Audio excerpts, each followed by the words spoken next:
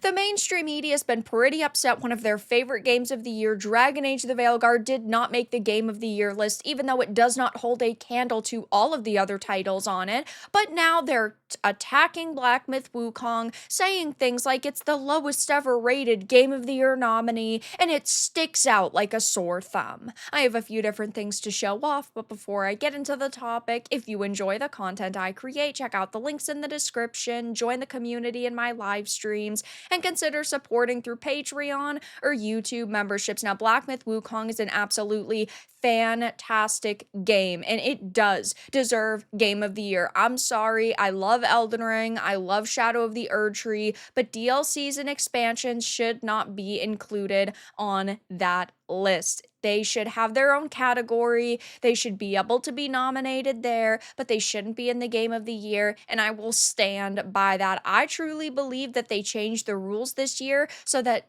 Shadow of the Erdtree can win over something like Black Myth Wukong, because in my opinion there's nothing that even had remotely the amount of hype of those two games, and Black Myth Wukong's phenomenal. The story's really good, the gameplay is fantastic, it visually is stunning, but this is a game that infuriated the media. I mean, of course, it really all started with IGN and their massive attack saying how Black Myth Wukong's developers' history of sexism is complicating its journey to the West. Even though these were just accusations, the mainstream media decided to run with this narrative, saying that these reports were real. There were a lot of hit pieces leading up to launch, but it finally launched and it did fantastic numbers. It exceeded their expectations, and it really does deserve all of the hype that it got. But now, of course, the mainstream media is doing their very best to attack this game, which I think is interesting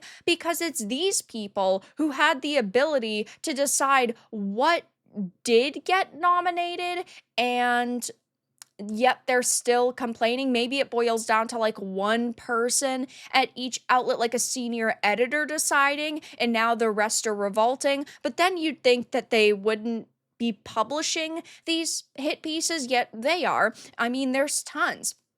You have Indie 100 saying the Game Awards nominates the lowest ever rated title for Game of the Year in Black Myth Wukong. Of course, because they're saying it didn't get a 10 out of 10, that it's the lowest rated and it doesn't deserve to be on this list, which is total and complete bullshit. It might have a slightly lower rating than all of the other games on this list, but again, you have a DLC and then you have a card game. I just don't think that those are on the same level as Wukong.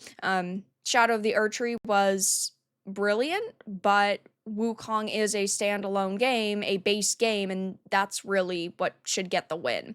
Black Myth Wukong's Game of the Year nomination sticks out like a sore thumb, Game Rant says. The Gamer wrote, Black Myth Wukong is the Game Awards lowest ever rated Game of the Year nominee. We're not talking about a game that got like a 4 or a 5 here, but of course they're trying to find any angle they can to attack this title.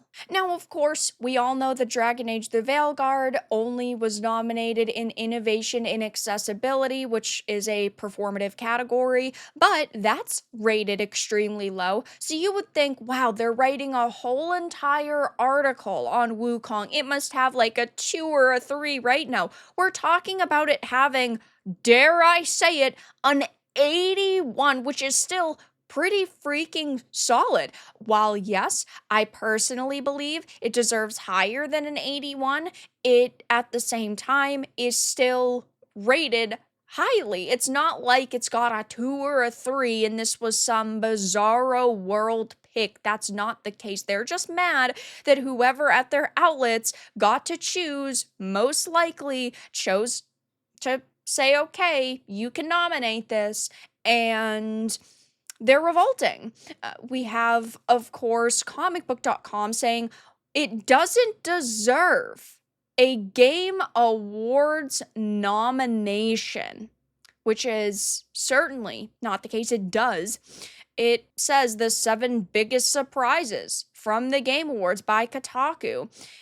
They're saying it's good, but not great. You have, I mean, a ton of different outlets here spewing hate towards this game, which isn't particularly shocking. Go into the comments of this post, people are just pointing and laughing at the media because last year, when gamers were saying, oh, Hogwarts Legacy deserved a nomination, it was really good. They said, oh, well, you just don't understand how the industry works, how these events work. But this year, when Wukong is nominated, they're the ones who now have to say it to themselves because they clearly don't know how these events work. These events, while yes, don't really take player feedback into consideration because our votes only count for 10%, it still is a testament to how much gamers actually matter. I truly think that this year